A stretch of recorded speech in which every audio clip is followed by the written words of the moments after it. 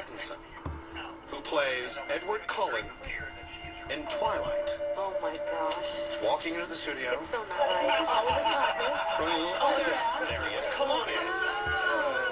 Hello, Robert. Robert says he's not taking off his hat. What? People are online, they're watching you online. And they're asking, no one likes my hat. I don't leave the hat on, it's fine. It looks cute. You look fine. It's a safety blanket. Yeah, it's okay. Oh, I love They want to see your sex hair, they keep saying. Yeah, they're saying, I want to see what your hair looks like. It's really not sex hair this morning. Another thing, Robert, people are noticing there's a blonde woman next to you on the couch. And we just want to make that very clear that she is your publicist, correct? I want to make it very clear she's my wife. That's not a good idea. They had a bunch of people just jumped off the roof of the building. Oh, my God. Robert, welcome to the show. Thank you. You know, the thing about Twilight is, well, I don't have to tell you, I mean, it's huge. But another thing about Twilight is there's so many people who understand it and know what it is, and there's a whole other world that's never heard of it. That's exactly, I'm part of that world. Well, I'm kind of part of both worlds. I mean, I'd never, ever heard of it. And then now, I just walk around everywhere, and I see my stupid face on everything. Is that weird? Yeah, it is weird. But when did you realize how crazy, like when you obviously auditioned for the role or whatever and got the role, when did you realize, oh my gosh, this thing is huge? I did this event called Comic-Con, which is for sort of like sci-fi enthusiasts, and people camped out for about 3 days to go to it, and there was about 7,500 people, and they just screamed and screamed and screamed the whole way through the press conference. So you could have been saying just a bunch of nothing. Yeah, I think I could have been anybody as well. It's just like they screamed when the word Twilight came on. So, Yeah. Are you afraid at all that you're going to lose yourself and become Cullen? I mean, that you'll no longer be Pattinson?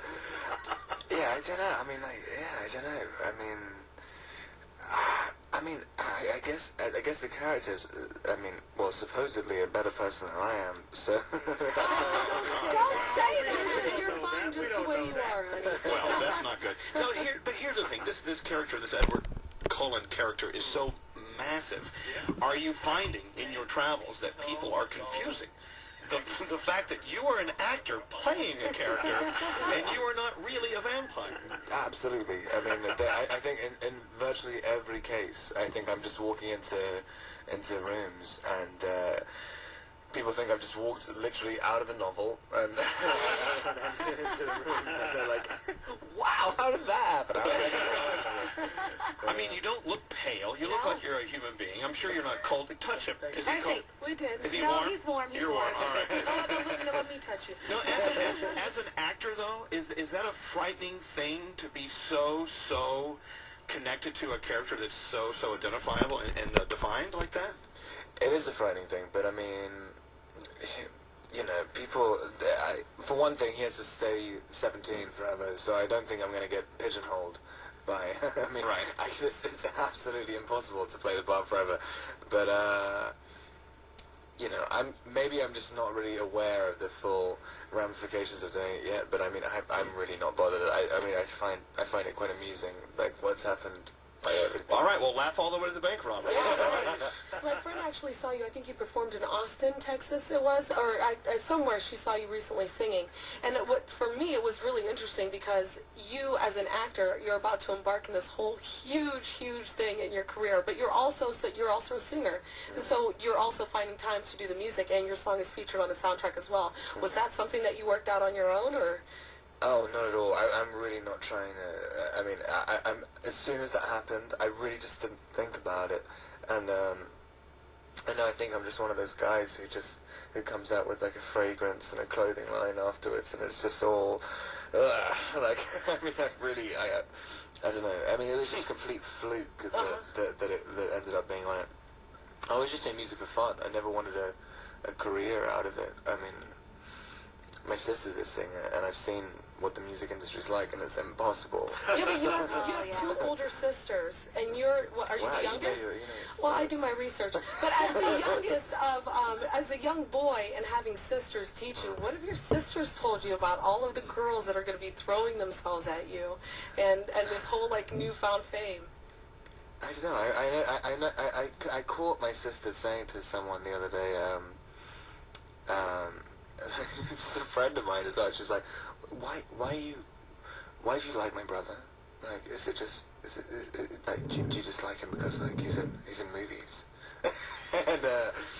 and They said yes. And she's like, you know, that's probably but yeah, then they're like, like that's not what he is. He's like a really lame guy. Thanks, sister. He's a terrible person. It's always nice to have your sister on your side. It's little brother, but I will tell you, when you talk, I'm blushing right now. I have no idea why. Okay, there's several things. You know, you were saying earlier that you, Robert Pattinson, are nowhere near as great a guy as Edward Cullen. I will notice two things here. You're wearing the same pants you had on last night.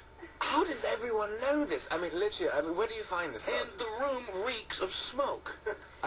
Well, that's a terrible, that's just terrible. Maybe it's because you're scorching hot. I don't know. Hey, you know what? This Edward Cullen guy, this character that you're playing in this movie, you said you grew up with two older sisters. Do you think there's any man on earth, be it one who was raised with the influence of a lot of women in the house, or anyone anywhere, who could ever live up to the perfect guy this Edward Cullen is, and how much women love this character? What's part of the question? Do you think if people were raised by a lot of women in the house? Well, you were. I'm assuming if you're raised with women in the house, you are raised to respect women, or they'll beat the snot out of you. Yeah, I think it's definitely part of it. I mean, I have a very specific idea of how to be around women and stuff. I mean, all of my I've never understood the point in hanging out with guys. Right. Okay, well, there's nothing there for you. Hey, what is the point? But as far as this character, Edward Cullen, let me shift the question a little bit. When they came to you, or when you however you got the part, that you asked them, who is this Edward Cullen, and what did they tell you? Who is this guy, and how did they explain it to you? Nobody really explained it. I mean, I read it, and I was really, I guess, put off by the part. I mean, there's so many descriptions of him just being so beautiful. And, yeah, and I was just thinking, well, why don't you just cast like a model or something? Like, I mean, just get someone to pose and tense their muscles and stuff. Wait, have you looked at yourself in the mirror lately? Because, I mean, model, you're okay. I mean, they did a good job with the well, casting. I mean, there's a lot of stuff about the six-pack and stuff as well. I mean, I'm not really involved with that. Do you know how many people auditioned for the role? Or did they say, oh, you're hot, you're gorgeous, you're great, you look like him, let's do it? I think I was literally the last person. Really? Yeah, I don't know how many people, maybe 2? Right, well, out of 2. Okay. You got 100% of the vote. You got it. But back to the Edward Cullen question I was trying to get to. Who is this, in your opinion, or in your thoughts, who is this Edward Cullen, and why is, other than the way he looks in the book, he obviously touches women in many other ways other than his appearance? I know, I can't really figure out why so many women are attracted to the character, but I mean, when I went into it, I just thought, I mean, after a while, I just realized like that he's just a normal kid. He's like a normal kind of semi-moralistic kid who's 17, and he just gets bitten by somebody when he's unconscious, and then becomes eternal and super fast and super strong, and there's really nothing else to it, and just very, very lonely, and yeah, I mean, he's literally just a normal guy, and I mean, that's how I try to play anyway, just to try and humanize it. You mentioned a moment ago how as you read through the book, and I had exactly the same reaction as you, is that this guy is described in so many perfect ways, and you know that almost every scene that he walks into, there's this beautiful description of who he is. That's got to be a daunting task to wake up in the morning and say, okay, I have to go to work today and be this beautiful, perfect, impossible, guy. Well, you do it every day, John. Yeah, but